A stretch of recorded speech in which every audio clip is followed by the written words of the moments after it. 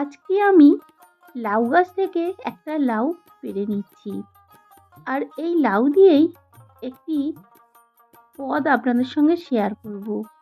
সেই পদটা হলো বাঙালিদের অতি প্রিয় একটি পদ, যা ভাতের সাথে আমরা দারুণ মজা করে খাই। কি বলুন তো? হ্যাঁ, আজকে বানাবো লাউ চিংড়ি। এই যে লাউটা আমি পেড়ে নিলাম, এবার এটা কেটে নেব, তারপরে আপনাদের সঙ্গে পুরোটাই শেয়ার করব। নমস্কার বন্ধুরা, শ্রাবন্তী রান্নাঘর অ্যান্ড ব্লগ চ্যানেলে সকলকে স্বাগত। লাউটা আমি কেটে নেব, আর আমি লাউটাকে আজকে খুবই সরু সরু করে কেটে নেব, খুব বেশি মোটা করব না। এই দেখুন, সরু করে কেটে নিয়েছি। আর এর সঙ্গে আলু দেব। আলুর পরিমাণটা একটু কমই দিয়েছি, একটা বড় সাইজের আলু কেটে নিয়েছি। আর লাউটা আমি গোটাটাই নিয়েছি।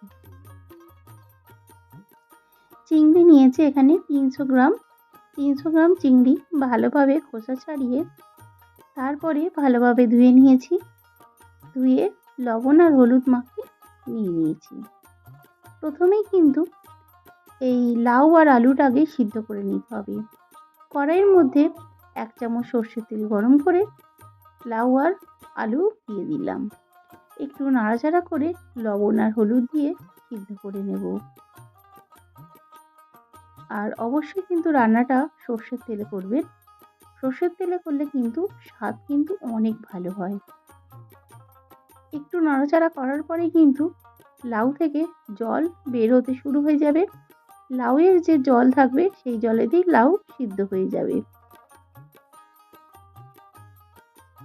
লবণ দিয়ে দিলাম আর হলুদ দিয়ে দেব। যেসব বন্ধুরা আমার ভিডিওটি দেখছেন, অবশ্যই ভিডিওটিতে একটি লাইক করে দেবেন। একটা লাইক কিন্তু আমাদের জন্য অনেক অনেক গুরুত্বপূর্ণ। আর আপনি যদি নতুন বন্ধু থাকেন, চ্যানেলটা সাবস্ক্রাইব করে পাশে বেল বাটনটা অল করে দেবেন। দেখুন বন্ধুরা, লাউ থেকে কিন্তু জল বেরিয়ে গেছে।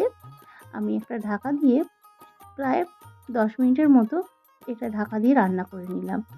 এবার একটু চেক করে নেব আলু আর লাউ সিদ্ধ হয়েছে কিনা। দেখুন, আলুগুলো তো সিদ্ধ হয়ে গেছে আর লাউও সিদ্ধ হয়ে গেছে। এবার অন্য একটি কড়াইয়ের মধ্যে আবারও সর্ষের তেল দিয়ে দিলাম। এবার সর্ষের তেলের পরিমাণটা একটু বেশি দিলাম। আগেরটা দিয়েছিলাম 1 চামচ, এখানে প্রায় 2 থেকে 3 চামচের মতো তেল দিলাম।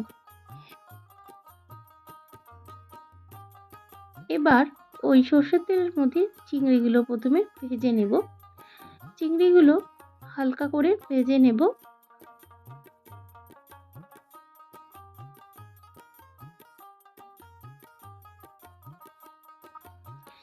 এবার চিংড়িগুলো কিন্তু আমি কড়াই থেকে তুলব না। এই তেলটার মধ্যেই দিয়ে দেব ফোড়ন। ফোড়নে দিচ্ছি তেজপাতা, শুকনো লঙ্কা, দারুচিনি, ছোট এলাচ, জিরে আর লবঙ্গ।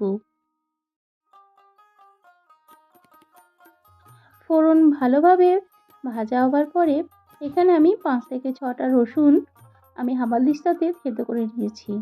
আপনারা চাইলে এখানে কুচি করেও দিতে পারেন বা বেটেও দেওয়া যেতে পারে। রসুন ভালোভাবে ভাজা হয়ে যাবার পরে দিয়ে দিলাম পেঁয়াজ কুচি। এখানে একটা বড় সাইজের পেঁয়াজ আমি দিয়েছি। তো পেঁয়াজটা একটু ভেজে নেব, খুব বেশি কিন্তু পেঁয়াজ ভাজবো না। দেখুন, পেঁয়াজটা জাস্ট কালারটা চেঞ্জ হয়ে গেছে। এই পর্যায়ে আমি পেঁয়াজটা ভেজে নিলাম। আর এর মধ্যে দিয়ে দেব আদা আর কাঁচা লঙ্কার পেস্ট। চিংড়ি ভাজা হয়ে গেছে আর এর মধ্যে মশলার সাথেও কিন্তু খুব ভালোভাবে কষিয়ে নিচ্ছি। আর এর মধ্যে দিয়ে দিলাম 2টো কাঁচা লঙ্কা। ঝালটা আপনাদের পছন্দ মতো দেবেন। আমি এখানে ঝালটা মিডিয়াম দিলাম। এবার এর মধ্যে দিয়ে দেব হলুদের গুঁড়ো আর কাশ্মীরি লাল লঙ্কার গুঁড়ো।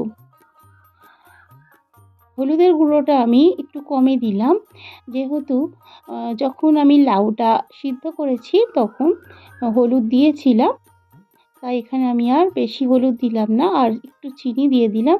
লাউ চিংড়ি একটু মিষ্টি খেতে ভালো লাগবে, তাই একটু চিনি এখানে দিয়ে দিলাম। এখানে প্রায় 1.5 চামচের মতো চিনি দিলাম। এবার মশলা খুব ভালোভাবে কষিয়ে নেব। এবার এর মধ্যে দিয়ে দেব টমেটো কুচি।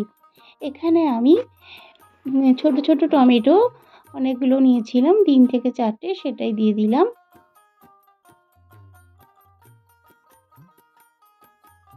মশলা কিন্তু খুব সুন্দর করে তৈরি হয়ে গেছে।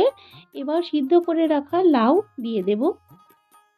লাউয়ের সাথেও রান্না করে নেব, প্রায় মিনিট 5 মতো রান্না করলেই হয়ে যাবে। যেহেতু লাউটা সিদ্ধ আছে, খুব বেশি রান্না করার দরকার নেই। সমস্ত লাউটাই দিয়ে দিলাম। আর লাউ কিন্তু খুব ভালোভাবে কিন্তু সিদ্ধ হয়ে গেছে।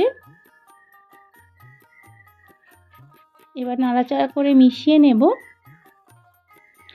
লবণ যখন সিদ্ধ করার সময় দিয়েছিলাম, তাই এখানে আমি অল্প একটু লবণ দেব, একটু কম হচ্ছে। যেহেতু সিদ্ধর সময় লবণটা দিয়েছিলাম, সেই অনুযায়ী কিন্তু লবণটা আপনারাও দেবেন। দেখুন খুব সুন্দর করে কিন্তু আমি মিশিয়ে নিয়েছি। এবার একটু অল্প লবণ দিয়ে দিলাম।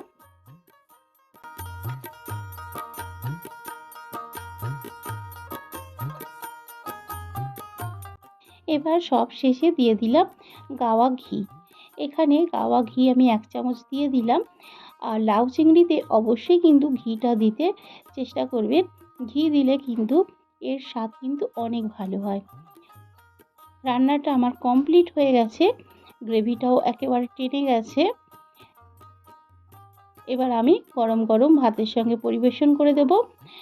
দেখুন খুব সুন্দরভাবে তৈরি হয়ে গেছে। এবার আমি প্লেটে সার্ভ করে দিচ্ছি।